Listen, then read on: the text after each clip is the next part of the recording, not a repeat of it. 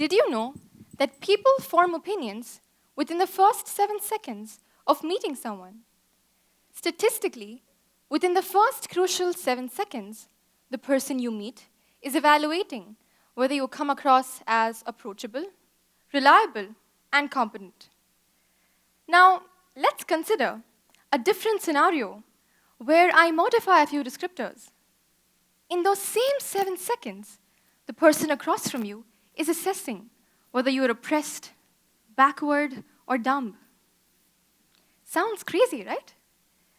But what if I tell you that this is the prevailing opinion of the world on a woman wearing a hijab?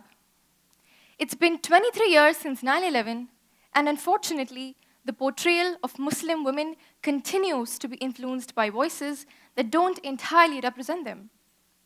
Today, I stand before you to not only share my personal journey with the hijab, but to also challenge the distorted media narratives that associate the hijab with weakness, oppression, and misogyny. So, I was born in the small city of Bhopal in India. While growing up in India, the hijab was never a customary or an obligatory practice for women in my family. My father never insisted that I wear the hijab, and I had never even considered wearing it. My first encounter with the hijab was during my early school years, when it was a part of a uniform at a Muslim school in the city of Hyderabad. A few years later, during my teenage, we moved to Mumbai, where my exposure to women in hijab became almost negligible. I never met a single hijabi in school. During this time, I started believing that the hijab was a garment forced upon girls by men. And I even judged those girls who wore it as being orthodox, extreme, or backward. However, I failed to realize that my perception of the hijab was not from hijabis themselves, but from societal stereotypes. Stereotypes that stemmed from watching Bollywood movies, social media, school, or my social circles. It wasn't until we moved to Regina that I began to see beyond those stereotypes. Despite all my hesitation surrounding the hijab, I embraced it in March 2022, exactly 2 years ago. So, what was so special about Regina that made me change my mind? Was it the cold weather that somehow drove me to find a new way to keep my head warm? Absolutely not. While some may be tempted to think that I was forced to wear the hijab, that was never the case. I embraced it not out of forced coercion, but from a newfound understanding. An understanding that I fortunately developed by the will of God for the first time in my life, without falling prey to what will people think. I mean, the hijab just seems a little outdated in this modern society, right? It seems like Muslim women are not keeping up with the changing times. But who says modernity comes with clothing? Last time I checked, progressiveness is actually determined by the way you think and not the way you dress. For those of you who are wondering what the hijab even means, hijab is an Arabic term that roughly translates to veil or partition in English. Hijab does not literally mean a headscarf, but in layman's terms, we colloquially use this word to describe the headscarf of Muslim women. The hijab goes beyond the fabric. It includes moral conduct, behavior, dress, attitude, and intention of an individual for both men and women. The headscarf worn by Muslim women is an outward expression of our inner faith, a desire to fulfill the commandments of God. It symbolizes modesty, dignity, and respect. Muslim women who come from diverse family backgrounds, cultures, and ethnicities view the hijab through their unique lenses. For some women, the hijab can be a way to reject societal standards that constantly sexualize and objectify women, while for others, the hijab may be a way to protect themselves from the unwanted male gaze. That being said, if the meaning and connotation of the word hijab are nowhere close to oppression, why is it that we so strongly believe that the hijab is oppressive? Many people assume that a woman covering herself is solely the result of a man dictating her decisions, when in reality, the purpose of the hijab is for people to recognize us as Muslim women. And it's done solely for the sake of pleasing the Creator, not its creation, period. You see, we live in an interconnected world where information is at our fingertips. So it's crucial to critically examine the sources that shape our beliefs. The media, the movies, and our social circles can unintentionally feed us biased narratives. It's like we're sponges, constantly absorbing information without even realizing it. My past ignorance about the hijab and Islam in general was born out of these influences. And I believe the same applies to many misconceptions we may hold about other races or cultures. In today's globalization era, media has all the power in the world to influence public opinion. This dominant ideology of a Muslim woman being weak and oppressed has paved the way for many stigmatized mindsets and criticisms. Many religions in the world actually encourage women to cover their hair. But why is the stigma only associated with a Muslim woman? Why? The answer is simple. This phony perception is actually not yours.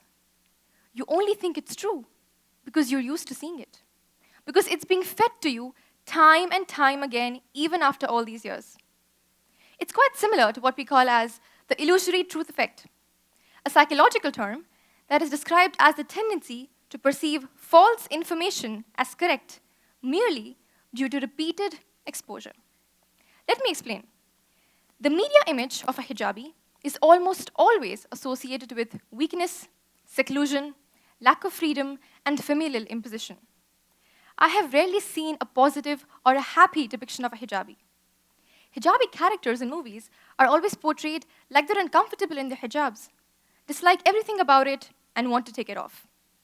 They're not given the freedom to leave their houses, to get educated if they want to, and they're forced to marry men double their age. But that's not all. Then enters the savior, the prince, who falls in love with this girl and who saves the girl from her own father, who for some reason is again depicted as abusive, heartless, and cruel. The girl then removes her hijab to feel liberated, to meet society's standards, to attract the male gaze. And then the couple lives happily ever after. What a cute, romantic love story. Now see, I have problems with misrepresentations of this kind. Number one, women wearing the hijab are not caged. We're not in shackles 24/7. We're educated, we're ambitious, we're smart, we're independent, we're leaders, and above all, we wear a crown. See, women are idealized to be strong, independent, and assertive. Yet at the same time, we're made slaves to an ideal physical image which in reality cannot be achieved by the vast majority of women. The purpose of the hijab is to not make women invisible to the rest of the world. It's for us to be heard and known for our character and intelligence as opposed to our body. It's all about redefining the standards of beauty. That's pretty much it. However, I do want to emphasize the fact that while some women in some parts of the world may feel secluded or trapped, that isolation is the result of the patriarchal culture that is still deeply engraved in the minds of certain people. It's not religion that enforces enslavement to women, and it's certainly not Islam. It's the toxic culture. The moment we distinguish between what is religion and what is culture, we'll realize how absurd it sounds when people say that Muslim women are oppressed. You know what? Let's for a moment just consider the fact that we're in shackles, okay? Even if we are, we can get rid of our own shackles. We don't need a prince for that. Don't get me wrong. I'm not denying the fact that I will need a prince someday eventually. Rather, I am defying the stereotypical notion of Muslim women not being able to have autonomy over their lives. Which brings me to a question. Since when did we start defining freedom based on the clothes a woman is wearing? Why is a woman only achieving freedom after removing her hijab? Why have we devised an equation where a woman's clothing is inversely proportional to her freedom? meaning the less clothes she wears, the more liberated she is. And the more clothes she wears, the less liberated she is. I think it's high time we realize that freedom is not measured in layers of fabric. The key to inner freedom is to care more about what you think of yourself than what outsiders think of you, irrespective of what you wear. When I had first started wearing the hijab, I remember my parents telling me that now that I visibly looked Muslim, I should be more careful, and that I shouldn't be too active or outgoing, because that would somehow put me at risk of being targeted for a hate crime. My parents' concerns were understandable because we were fairly new immigrants at that time, and they're also brown parents, so of course they're mostly just dramatic. But I was hesitant about wearing the hijab at first. I wasn't sure if I was ready to make that commitment. I tried wearing it for a day, a week, a month, a few months, and then I just never felt like taking it off. Soon enough, I felt incomplete without the hijab. It not only became a part of my identity, but it also strengthened my connection with God. I felt a sense of peace that I probably never felt before. It was something different, something I cannot quite put into words, but it was something indescribably beautiful. While my soul was at ease, my mind wasn't, at least not initially. I had questions, concerns, doubts, fears. Questions like, will I be judged for wearing this? Will people assume that I'm dumb? Will I be denied opportunities? Will I be discriminated against? You know, a lot of times, it's not the external shackles, but the internal ones. The ones that we place on ourselves that truly limit us. If you, as a Muslim woman, want to wear the hijab, and you start thinking that my hijab is restricting me from achieving what I want to achieve, then those are your internal shackles. The external shackles are the side eyes and judgmental looks that we all may receive in public places. But the moment you overcome those internal barriers and take pride in your identity, the side eyes will automatically stop bothering you.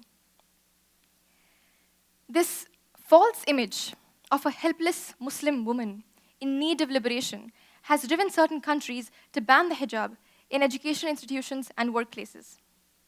In 2004, a European country banned the use of all religious symbols, including the hijab, in state-run schools. 6 years later, a ban was imposed on the full face covering, or the niqab. And recently, in September last year, 300 girls in school were asked to remove their abayas, which is like a long, loose robe. When 67 out of those 300 girls refused to remove their abayas, they were sent home. The law claims that the hijab takes away the human rights of women who wear it. And yet the same law seems to be taking away their right to education. It's almost as if we're protecting human rights by limiting them. Similarly, the hijab ban in a South Asian country, which has now been lifted, has resulted in 800 girls dropping out of school and 17,000 girls from skipping their examinations last year. 17,000. Bans like these have an adverse effect on these young Muslim girls by putting them in a position where they're made to choose between going to school and practicing their faith, a faith which also advocates for the education of women. The same thing goes with Bill 21, or the Quebec secularism law, adopted in 2019, which also prohibits the use of religious symbols in workplaces of Quebec, which is a province in Canada. 78% of Muslim women in Quebec reported that their acceptance in society had worsened after the bill. 51% of Muslim women in Canada experienced discrimination in workplaces, with a 25% drop in employment rates. Having said that, how can we actively challenge and reshape these false narratives? It starts with being critical consumers of the media, by questioning what we see on our screens every single day and seeking diverse perspectives. We can all refrain from being judgmental and forming false opinions. Wearing a hijab does not make me oppressed. If anything, it makes me empowered. The media does not speak for all Muslim women. We speak for ourselves. My hijab does not cover my brain. It's not my weakness, and it's not just a piece of fabric. My hijab is my strength, my identity, and my right. So, now that it's been way beyond 7 seconds, what opinion do you have of me? What opinion will you have in the future within the first 7 seconds of seeing a woman wearing a hijab? It's time to create a world where every hijab tells a unique story, not a stereotype. It's time to look beyond those stereotypes, to look beyond our borders, and to look beyond the fabric.